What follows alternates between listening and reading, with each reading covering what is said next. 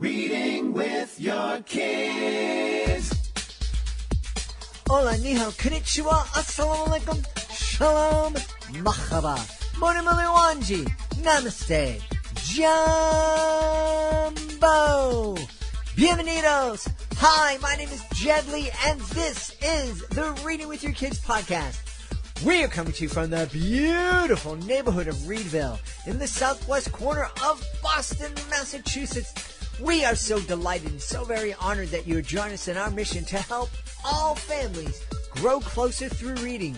Please be sure to tell all of your family and friends about the show.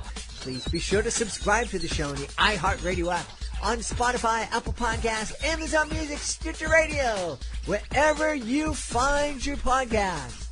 Join us right now from the wonderful nation of Austria. Our guest is here today to celebrate her beautiful picture book. It's called Flora's Wish. Please welcome to the show the author and illustrator, Fiona Halliday. Hey, Fiona, how are you? Hello. I'm very well, thank you. Thank you for having me. I'm delighted to have you on. Thank you so much for being with us. Tell us all about Flora's Wish, please. Well, I think I started writing it after my cat got run over by a car. It was a few years ago now, and I think I wrote it the next day or something. I felt quite sad about it, obviously, and I was thinking about cats and lions and dandelions, I guess.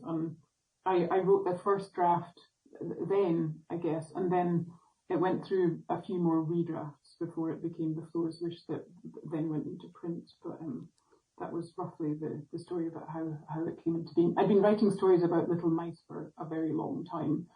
But she's always been a character that I've used to write stories about, I guess. But this one about the dandelion was inspired by the death of my beloved cat. Wow, what a sad inspiration for a children's story. Yes, I suppose. I think the story itself isn't so sad because she learns about other things than not just grief. She sort of learns how to be brave alone and how to address life on her own terms and everything. But that was the original inspiration behind it. So tell us a little bit about Flora and the adventure she'll be going on. The adventure she will be going on. In the story, in the book. Oh, sorry, in this book, I thought. Yes, so she loses her best friend, Lion, who is a dandelion, who she thinks is, she needs him to make her brave. And he fades with the passing of time, and he gets dispersed in the wind, obviously. And she has to learn how to be brave on her own, I guess. And so she wanders off through the wilderness of a field and meets a scarecrow who kind of tells her she has to learn to let go. And she should make a wish because that's what you can do with dandelions. And at the beginning, she can't see what she can wish for because the only thing she wishes for is that dandelion or lion would be there. And then she learns to come to terms on her own, and she gathers nuts and tells stories over the winter with Scarecrow about all the bold adventures she went on with Lion. And then spring comes again, and Lion grants her wish to see Lion again by the next generation of dandelions appearing in the field. And she realizes they're not actually dandelion, but they are in some way her friends have come back. Sorry, I'm rapping a bit. You know, one of the things that we've talked about here in the podcast is this idea of helping kids understand grief. And there are a lot of people out there who they have this idea that kids are just happy all the time. And that we don't need to teach kids about dealing with grief until something terrible happens to them. And let's hope that nothing ever terrible happens to them. But as you were talking about your story, I'm realizing that there's a lot of grief in every kid's life, a lot of times grief that we don't understand. Kids who are experiencing a field of dandelions for the first time and how wonderful that field is and how wonderful it is to run through it. might come back a week later and discover that the dandelions have all died, because that's what happens. And I'm sure that that child will feel a lot of grief at that moment, and they're sad and sorrowful when they lose their favorite toy, when a friend moves, and changes classes. So I think, I think a lot of us think that, kids only experience grief when someone dies, but I think the reality is that there's a lot of sorrow and grief in our kids' lives that we're not really able to be aware of, or that we don't take seriously enough. Yeah, very true, very true. I remember the deaths of all my cats from when I was a kid, just going back to talking about cats. And yeah, I think, as you say, childhood is often impregnated with these tiny sadnesses. And I think that's what's wonderful about picture books, because you can take something seemingly very unmomentous like a dandelion, and it becomes a macrocosm for exploring grief or the passing of time, or those kind of big themes in a very gentle kind of small way. I think that's really the delight of picture books, that we can do those things at that level. Yeah. Like a poem or something. Yeah. One of the things that I have absolutely no abilities in is the field of visual arts and creating beautiful images. And I'm on your website and I'm looking at your portfolio, and the images that you've created over the years for your books and for other projects are simply magnificent. And I don't know quite how to describe it, but there's so much going on. There's obviously, the kind of the central figure of the illustration, but there's so much peripheral things going on in your illustrations. Can you talk a little bit about your process and how your illustrations kind of are different than a lot of other illustrators? I'm just going quickly to my website to see which. It's been so long since I've looked at the website. I think I take a very long time to make a picture. I start off, I guess, with the sketches, just with a pencil and paper. But I often use. I was a photographer for a few years, and I had a job photographing spare parts for cars, funnily enough. And I was locked in this dark wee studio at the back of this company, and I was photographing exhaust pipes and radiator coolers and gaskets and all the horrible things that you use for your car. But the funny thing was, I was doing it, I had literally thousands of pieces to photograph, and as I was looking at them, you could kind of see an exhaust pipe becomes kind of beautiful if you look at it for long enough, and it kind of starts to look like a whale, or I don't know, and I use a lot of those photos sometimes in my work, because I think it just gives it another dimension maybe, and the beautiful textures that come through if you're photographing rust. You get this lovely flaky thickness that digital art often tends to lack, but it gives it a bit more of a classical oil painting feel almost. Wow. And so I use a lot of those when I'm working, and now I photograph. If I'm back in Scotland, everything where I live in Scotland is very rusty, because we have this scouring east wind that and you get these beautiful patinas everywhere that if I'm home, I try and photograph them. So I build up a library of images that I can then use for my next project, because the colours are just so beautiful, and I'd never make those colours myself. I think if I had to sit down physically with a paintbrush or something, I'd tease them out. And I don't. So I guess that's how I work. And I used to photograph birds. That's why I have a lot of pictures of birds on my website. I used to love bird photography. So I guess there's an element of natural history and photography behind the pictures. But I mean, every project's different. So. That is fascinating. The idea that you can go into a dingy room at the back of a studio filled with auto parts and find beauty in those seemingly boring and mundane objects. It just reinforces something that we've heard here on the podcast from a couple of different authors. Jane Yolen comes to mind right off the bat, who says that that we're surrounded with stories every moment of our lives if we only take the time to open up our eyes and see them. Yes, very true. Yeah. How do you think you came about the ability to look? Because I'm imagining myself and being tasked with taking all those pictures of car parts, and I'm imagining by the 25th or 30th car part, I might just throw up my hands and quit.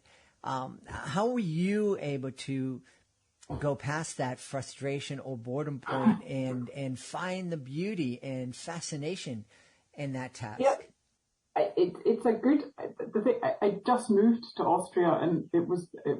I guess it was my first job, and I couldn't speak German at that point either. And everyone else in the company, their English was terrible, and it was just awful having to sit on your lunch break in a room full of people speaking German and not being able to understand what people were talking. I mean, they were talking about cars and stuff anyway, so it didn't really interest me. So I often just sat on my breaks and fiddled around with the photos I'd been doing and tried to make, I'd take a screw and think, well, that could be an eye. I had a duck character, I remember it once, and then the screw would be the eye, and then I'd think up a texture for his feathers, and I don't know. I was just trying to keep my brain alive, I guess. And the funny thing was, over time, I did fall in love with what I was doing, and I was quite excited to come in and see which parts I was going to photograph today that I could then use for my own personal projects, I guess. Because obviously, I wasn't commissioned to make art. I was being commissioned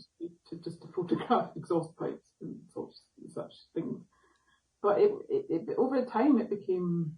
I think I was there a couple of years. It became a nice thing to do somehow. Okay, it was a bit lonely, but it's how I got back into art, because in my 20s and everything, I was only interested in photography. I never I never drew anything, and I don't know. That was what brought me back into the world of more creative arts. I think because photography is in itself not as obviously as creative as illustrating. That's where I started imagining these worlds, I guess. Yeah. Wow.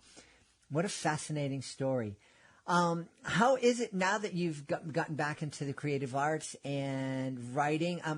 I often ask this question of author illustrators. Do you consider yourself an illustrator who writes, or a writer who also illustrates, or does it depend? I think deep down, I think I'm probably I'm a writer. My first degree is English literature, and I think I always wanted to be a writer. Always. And illustration, I enjoyed art at school and everything, but my cousin was a brilliant artist. She still is, and I think that always stopped me from ever thinking I could be an artist, because I always thought, well, she's so much better than I am. And in a family, you have to carve out your role, and then you very quickly become pigeonholed. And I was the writer, and she was the artist. And the idea that the two paths could cross, or it never occurred to me. It's funny. So I was always I always wanted to be a writer, I guess. Yeah. And the illustration came later, after I started photographing exhaust pipes. Wow, fascinating. What advice would you have for somebody? Because I'm imagining there are lots of people who find themselves in the position that you were in there. Perhaps they're a parent right now, or perhaps they have a kid who's in the situation where you really love something, but there's a cousin or a sibling or a close neighbor that does it a little bit or a lot better than you, and suddenly it's like, well, I'm not as good as Fiona, so I could never do that. What advice would you have for that person?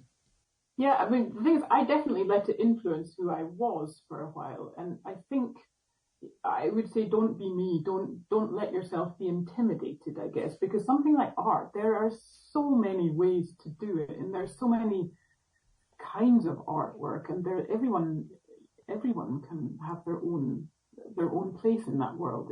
There is place for all of us, I think, and you can't let yourself be intimidated. If it's what you really want and you feel like you have something authentic to say, you can't let yourself be held back by a feeling of inadequacy or being not being good enough.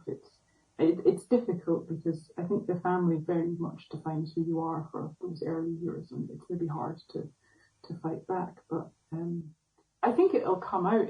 I think that we all have these gravitational pulls inside us for the things that we somehow know instinctively we can do. And it'll maybe, like me, I didn't start until I was 30 or over 30 illustrating. And now I think, I wish I'd started earlier. Why did I not? But well, yeah. I think it was a TV show I saw last night. One of the characters was saying to the other, you can't get mad at a flower bud. It will turn into a flower when it's time. Yeah, everything. Yes, true. Everything in good time. But I think you can. I think you can. I think people that know what they want to do from a very young age are the lucky ones. The ones that just have that drive. That they just seem born with this gift. And I think my cousin, for example, she came out with a pencil in her hand. She was just one of these amazing talents, and she just knew it, and she never let anyone stop her. And I think I was always a bit more, I don't know, I was a bit weak somehow. Yeah. And I think don't be weak, be strong. Well, I think that's great, great advice in terms of not letting yourself be intimidated. I think it's also great advice for the parents and teachers who are listening, to make sure that we don't unintentionally intimidate our kids, by comparing them to their siblings or their cousins. Just allow our kids to be who they are and develop their talents and fall in love with whatever it is they're meant to fall in love with. Yeah. I mean, it's hard for everyone has their own issues to deal with, and right. you just have to battle through and believe in yourself and keep going. I'm not sure how much there is of talent and how much is hard work. I think a lot of it is just hard work and focus and dedication and not letting any opportunities escape you, and you'll get there. Yeah. I'm curious, Fiona, do you ever consider creating a children's book with characters based on some of those auto parts that you spent hours and days and years with long ago? There's a question. No, I don't think so. I like the oblique angle. Maybe I should. It would be a good challenge to see if you could come up with a workable picture book about an exhaust pipe. I'm sure somebody could do it. Or maybe some of your mice find a home in in an abandoned exhaust pipe somewhere out in the country. True. Yes. True. I should because I spent so long doing it. It would only be fitting somehow, a fitting tribute to my years in the dark. But yeah. Well, we should help people get out of the dark and give them the light that they need to find you online. Where can people go to find out more about Flora's Wish and also find out more about Fiona Halliday? So my website is thedoodlesack.com. And the Flora's Wish is on the Penguin Random House homepage. I think if you just put Flora's Wish into the Google search engine, I think the first link you get is to the Penguin, where the pre-order link there. I think that, as far as I know, that's where you can order it.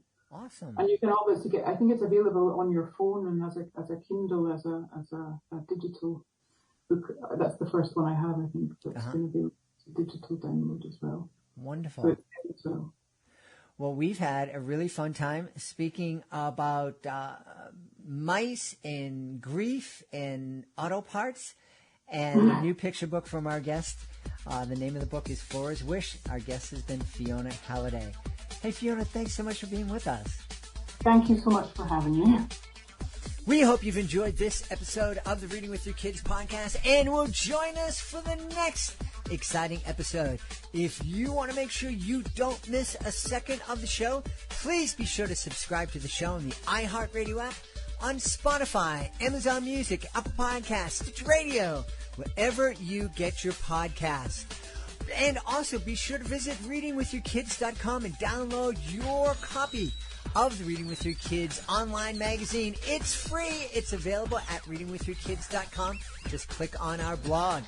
Before we go, I want to make sure that I give a big thank you to my team: Fatima Khan, Rory Grady, Madison Dairies, Soji Franklin, Monica Rivera Sosa, Ann O'Leary.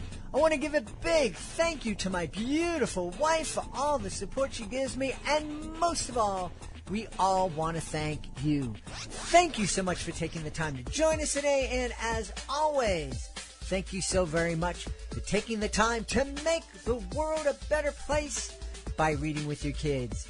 I'll be looking for you in the next edition of the Reading with Your Kids podcast.